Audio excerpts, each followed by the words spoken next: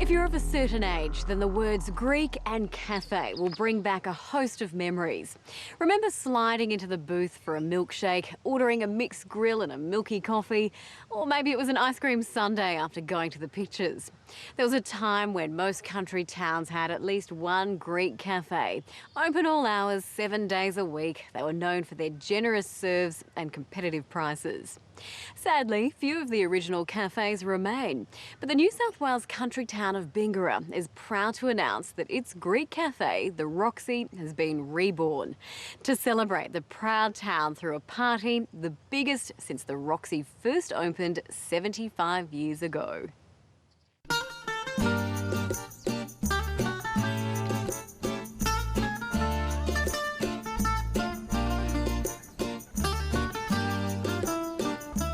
In its 75 years, the Roxy's been a cafe, a memorabilia shop and a Chinese restaurant.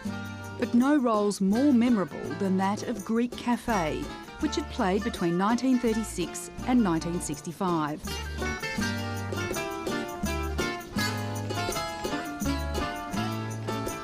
People would come into town and they'd have lunch at one of the Greek cafes. Then they'd send their kids to the matinee to see Tom Mix or Gene Autry in the afternoon.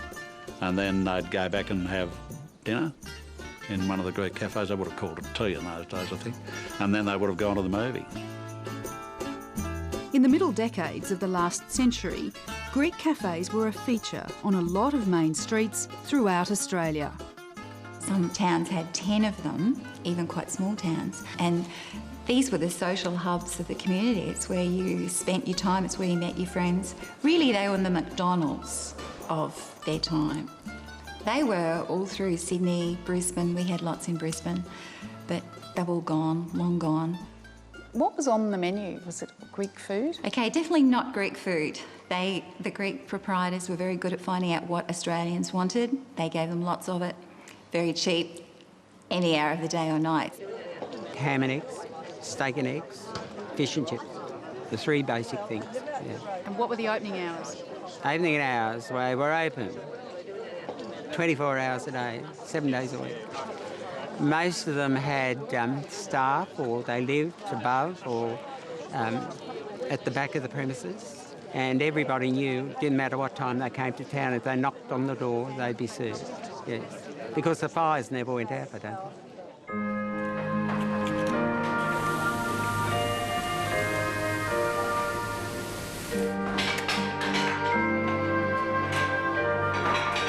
It's been 46 years since the Roxy's kitchens plated up anything off the Greek menu. It was a one-off breakfast service to celebrate the launch of the refurbished cafe.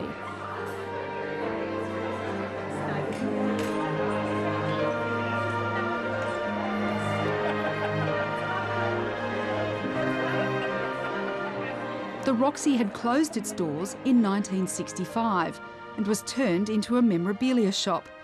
In the late 80s, the kitchens fired up again, Chinese style. It was a far cry from the Art Deco gem that first opened for business in 1936. Then the cafe and the Roxy Theatre next door were the grand dream of 3 Greek migrants. Unfortunately for the partners, their involvement in the Roxy complex was short-lived, and they actually filed for bankruptcy within a few months of the Roxy opening. It is just mind-boggling, the investment they made. In a year, probably just after the Depression, I've heard £300,000 mentioned. Now, if it was that, that would equate to many millions of dollars in today's figures. But one thing we do know is when it comes to an over-capitalisation, that's got to be right up there among the biggest I've ever seen. To build something like this, a complex like this in a small town, which already had an existing cinema and 2 other Greek cafes to go in competition with, was out of all proportion to the size of the place, and it was just our absolute luck that they did it. Even though they failed, they built something lasting. You've got to remember that stories of failure are bread and butter to Australians. I mean, what else do they like? I mean, look at Burke and Wills, look at Ned Kelly, look at Gallipoli, and now we've got another one, a Butte story. Not only have we got a good Australian failure, but we've got a Greek tragedy as well. The Roxy was built by Emmanuel Aroni, George Saltus and Peter Ferris, Peter Praeneas's grandfather. My grandfather was a careful man, and if it had been only up to him, I don't think the buildings would have been built, to tell you the truth. Or if they had been built, they wouldn't have been so grand, because he would have been more careful with the expenditure. It possibly was a magnificent folly in spending so much, but we get the benefit of it now, so let's not worry too much about that.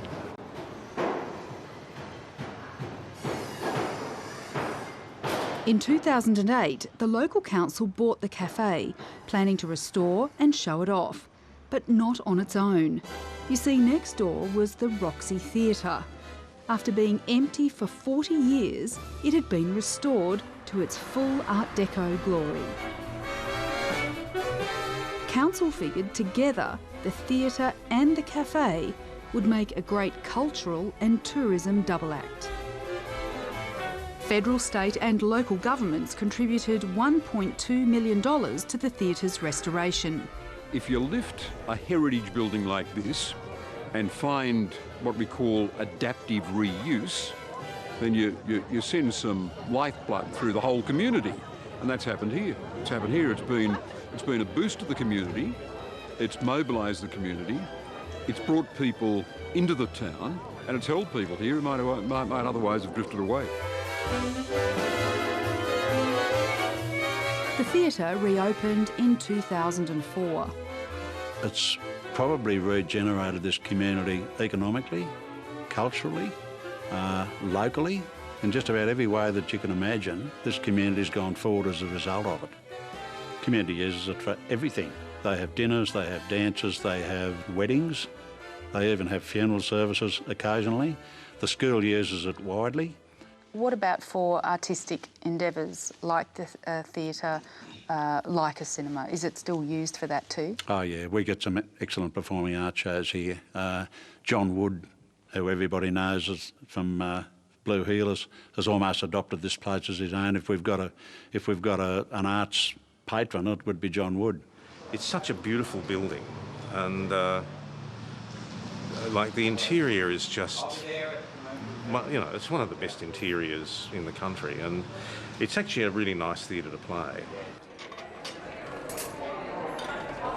It's hoped the cafe's faithful restoration will build on the theatre's success.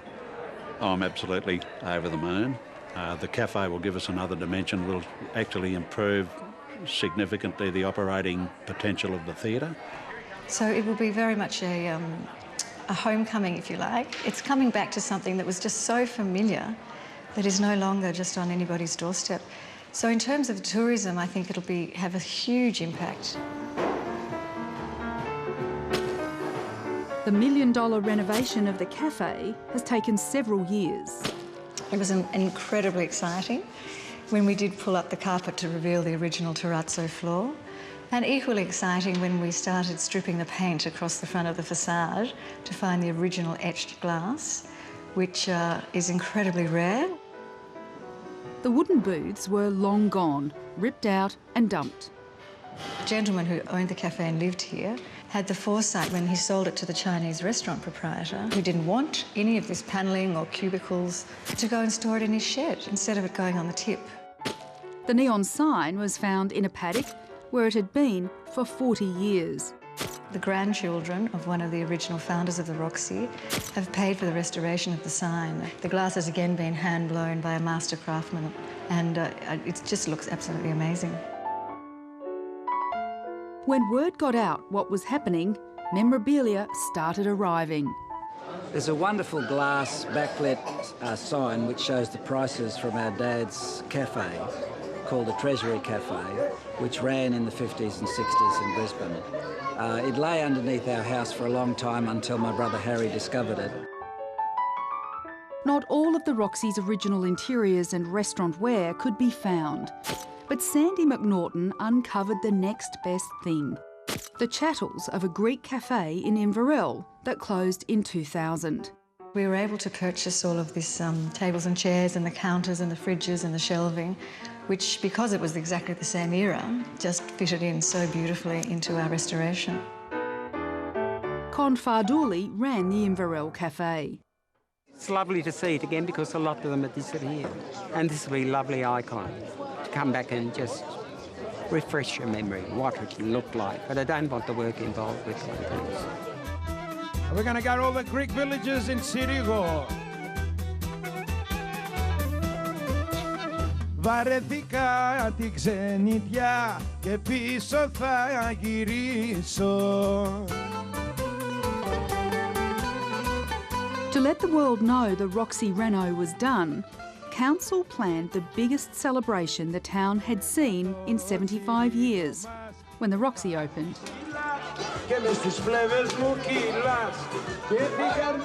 There to smash a few plates and reflect on the impact of Greek immigration was Bob Carr. For some reason, the Greek migration to Australia stands out as one of the happiest migration stories of all time. And it's told very largely through the cafes and the cinemas that penniless Greeks ended up establishing. It's a very interesting strand of the great Australian story. Greek migration was driven by poverty. And curiously, Greeks from the small island of Kythera dominated the cafe culture here. They were forced to because they were absolutely starving. And the country was so poor and the people, to survive, had to look further than their little islands. They saw places like America and Australia as a land of opportunity, and so they came to make their fortunes, mostly intending to go home then when they, sort of rich as kings and go back. But after they'd lived in Australian communities for 20 years, there was no going back. Why did they move into cafes? Well, you didn't have to be skilled to feed people. And if there's one thing a Greek knows, it's how to appreciate food and how to be hospitable.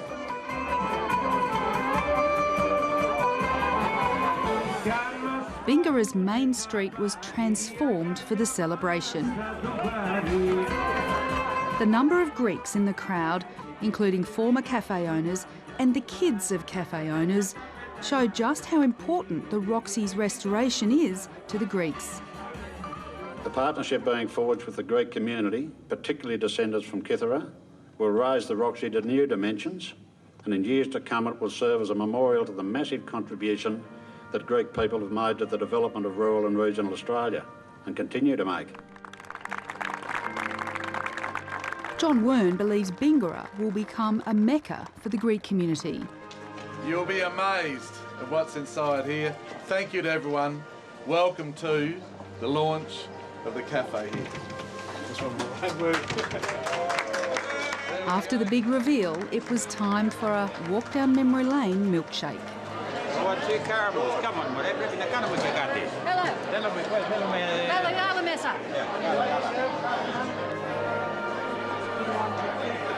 $15 each for the milkshake and you get to keep your container. Yeah, mate. $15 each.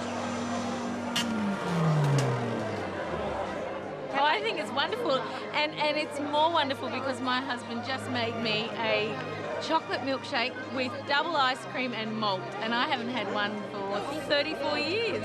I love the cafe.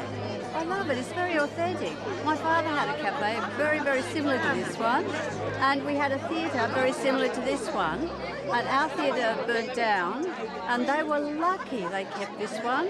Well, I think it makes Bingara a bit special and a bit different to other towns, and I think that's pretty important. Every town's sort of got to have its own identity. I grew up in a country town. The cafe on a Friday afternoon was where we went as a treat. So, yeah, this brings back great memories. It's fantastic.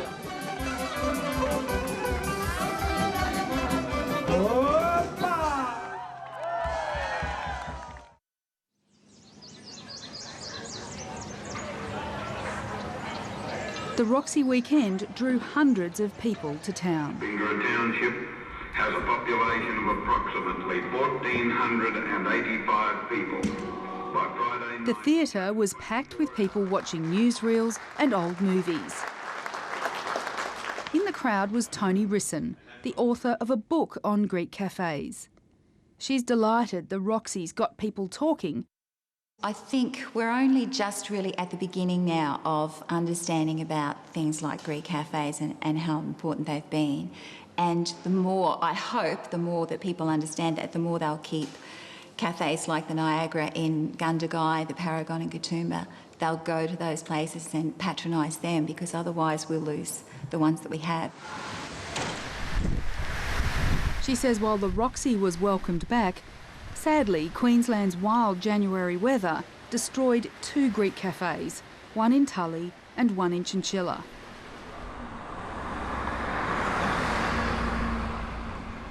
So we've seen the cafe and the theatre, and now we'll come upstairs and see the residence that the Greek partners built for themselves and their staff. And this has just been renovated? This has all been renovated. There are 2 more phases to the Roxy's restoration. First, the cafe needs an operator, and then there's the massive space upstairs. But we're going to open it up to the community, so this will be used by members of the general public for conferences. It will also be available for meetings, as well as being an educational and research facility for school groups. Now you've got other rooms up here. What are you going to use them for? We've got 3 rooms at the front of the cafe that will be dedicated to our museum. And as you can see, at the moment, it's pretty much a blank canvas.